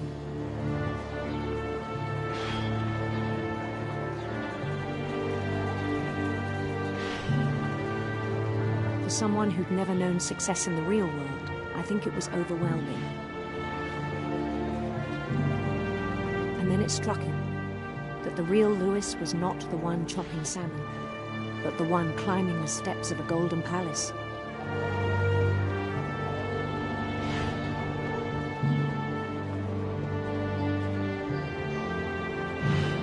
My imagination is as real as my body, he told me.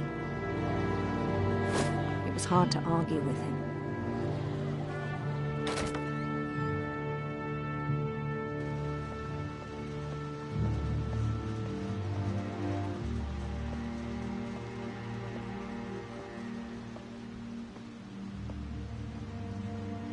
We began to forget the world we know.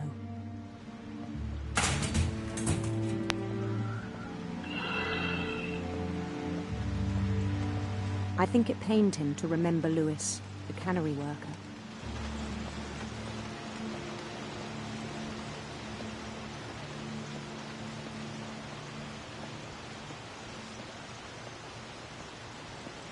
He began to despise the man with a royal contempt.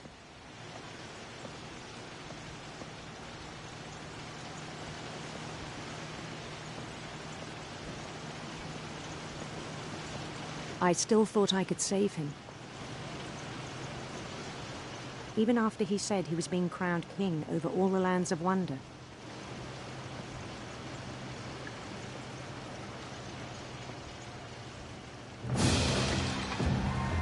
The palace would be packed with his companions.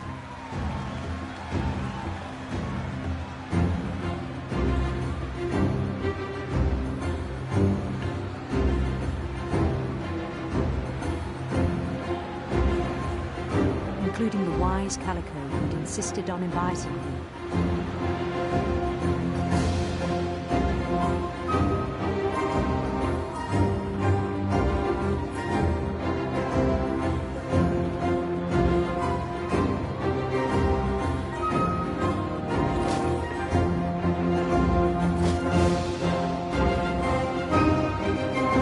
His queen waited, holding his crown.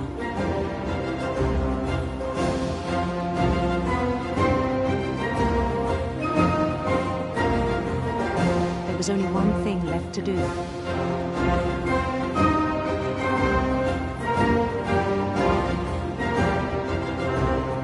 Bend down his head.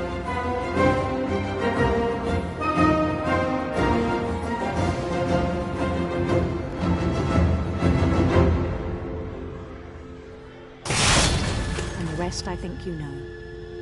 Mrs. Finch, your son was a kind man who will be missed by all of us who knew him.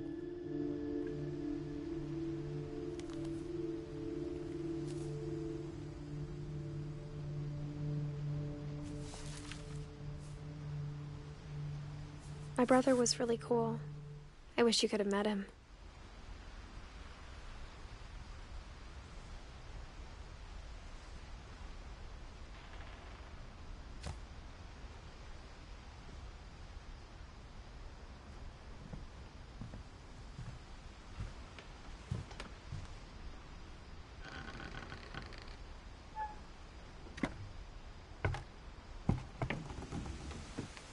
On the way back from Lewis's funeral, my mom told me to start packing. She waited until the day before we left to tell Edie. I'm not sure if she wanted to make it easier or harder.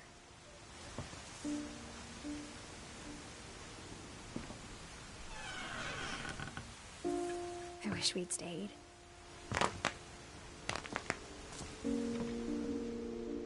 But I understand why we left.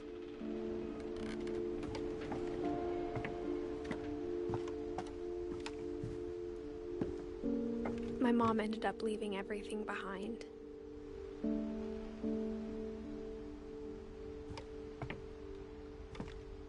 What happened that night had been coming for a long time. Maybe it should have come sooner.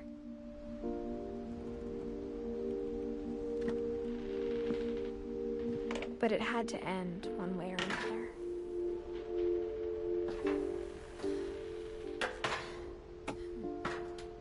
All that's left now is to tell you about that last night.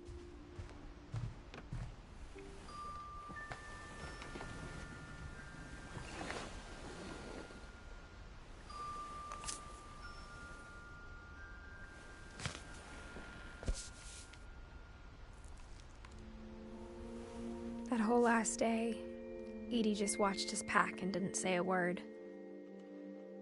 Until supper, when she raised her glass and said, "To our final night together, and all our final nights apart."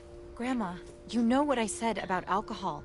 Some of your medications are very Edith, specific. I left a present for you in the hallway. Why don't you go open it? The grown-ups have to argue now. I'm sorry, you're right. We're all leaving tomorrow. Let's just enjoy our last... I'm not leaving. Edith, you're excused.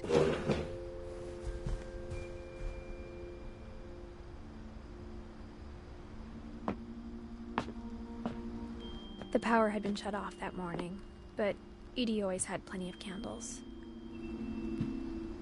When my mom sailed the library, I don't think she knew about the other entrance.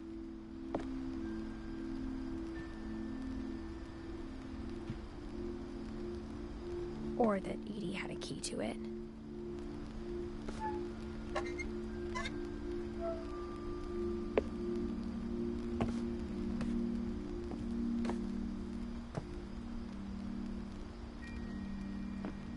That thing you're afraid of isn't going to end when you leave the house.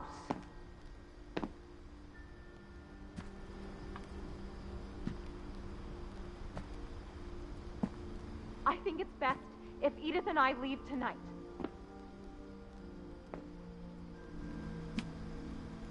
We'll have the nursing home send a van for you in the morning, okay?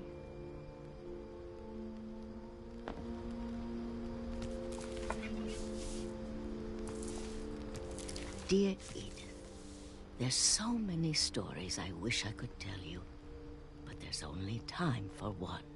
This is about what happened on the night you were born. That night, the tide went way, way out. It was the first and last time I ever saw the old house aground. There'd been an earthquake out in the middle of the ocean. They called it the lowest tide in 1,000 years. God, it smelled awful. You know, I've seen that house every day of my life. But I never thought I'd go back to it. When the fog rolled in, I lost my way.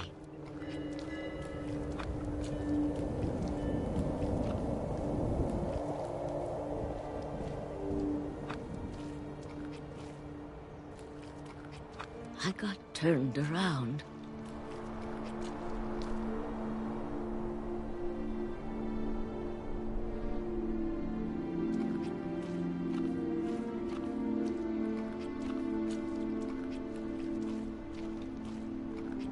I started seeing things.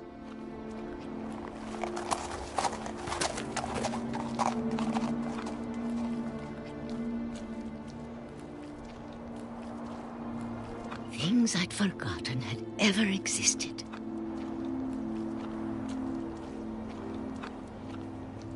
But when I saw them, they felt like old friends. That night, a lot of things came back to me. Or maybe I came back to them.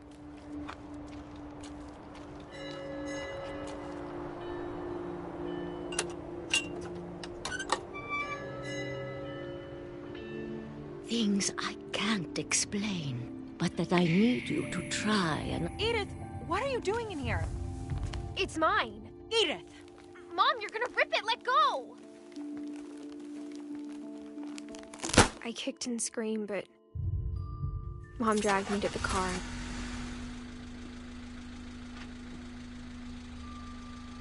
I never saw Great-Grandma Edie again. The next morning, the van came to pick her up, but she was already gone. After that, we moved around a lot.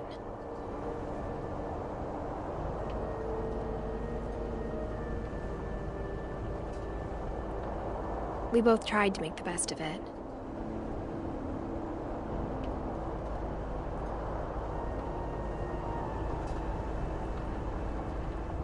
A few years went by.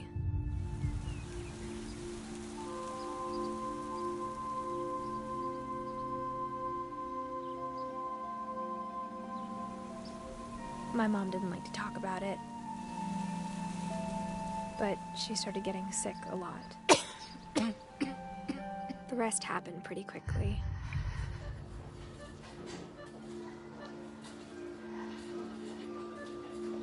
She got better for a while, and then she didn't.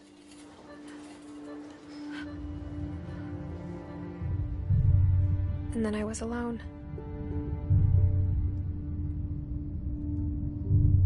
The last Finch left alive.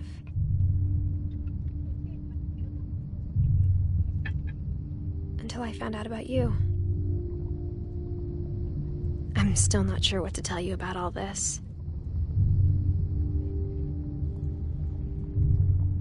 If we lived forever, maybe we'd have time to understand things.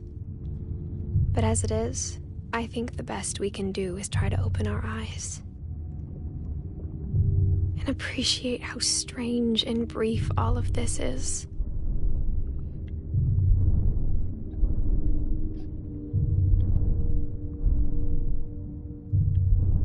This journal was supposed to be for you. But now I hope you'll never see it. I just want to meet you and tell you all these stories myself.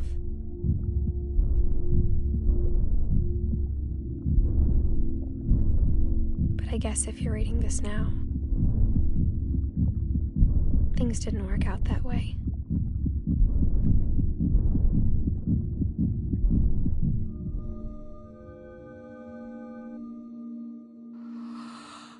This is where your story begins. I'm sorry I won't be there to see it. It's a lot to ask, but I don't want you to be sad that I'm gone. I want you to be amazed that any of us ever had a chance to be here at all. Good luck.